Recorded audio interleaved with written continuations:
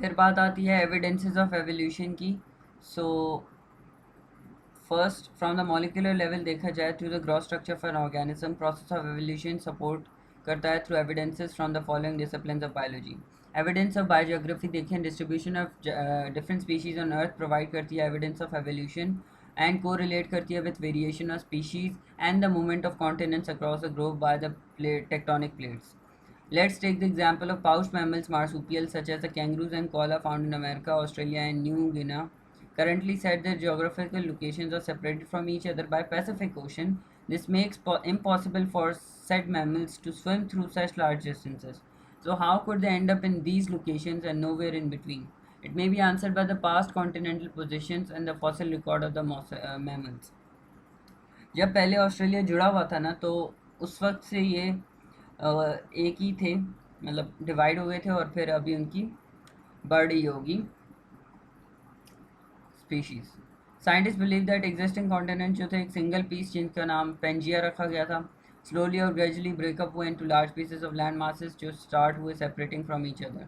Thus marsupial जो होते हैं did not need a migration route की ज़रूरत नहीं पड़ी, rather rode through the continent to their current position and diversified themselves, उधर जाकर डाइवर्सिफाई कर दिया. पैलियोंटोलॉजी के थ्रू एविडेंस भी है. Paleontology deals with the extinct forms. ये डील करती है with the extinct form of life which are studied through fossils. During the course of time, those organisms were preserved somehow, partially or completely. Through such remains, the paleontologists try to reconstruct them. Let's take the example of the Archaeopteryx, a fossil fuel of a bird discovered in 1861 in Bavaria, Germany. It is estimated that Archaeopteryx lived around 150 million years ago. Careful study में ये पता चला कि reveal करता है its mixed feature of birds as well as reptiles. Just like it has beak, wings, a tail, body covered with feathers. However, like reptiles, it showed teeth, fingers, and claws in forelimbs, vertebrae in tail, and keelless sternum as well.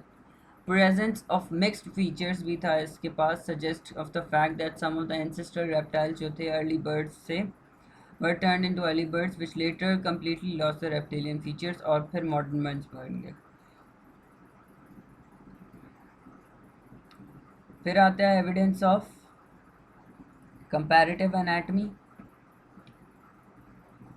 जिसको हम homology भी बोलते हैं. Different species show करते हैं number of internal and external similarities in organs to each other and vice versa. Exhibit करते हैं visibly different structures but involve in same functions. Organs which are similar in structure but differ in function are termed as homologous organs. For example हम बात करते हैं arm of man, flippers of dolphin, fore limb of horse, wings of a bat are homologous to each other. ये सारे mammalian organs जो हैं internally that are skeletal plans and same internally like same number of arrangement of bones, pentaductile hand, etc. suggesting a common origin. ये suggest करते हैं common origin.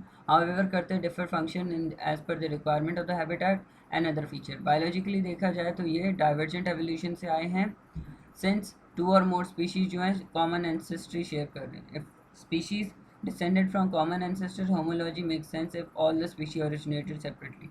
But if it's difficult to understand why they share homologous similarities without evolution. Nothing forces the tetrapods all to have pentaductile limbs. On the other hand, बात की जाए, some species जो होते हैं show organs करते हैं with similar function but differ in the anatomical features.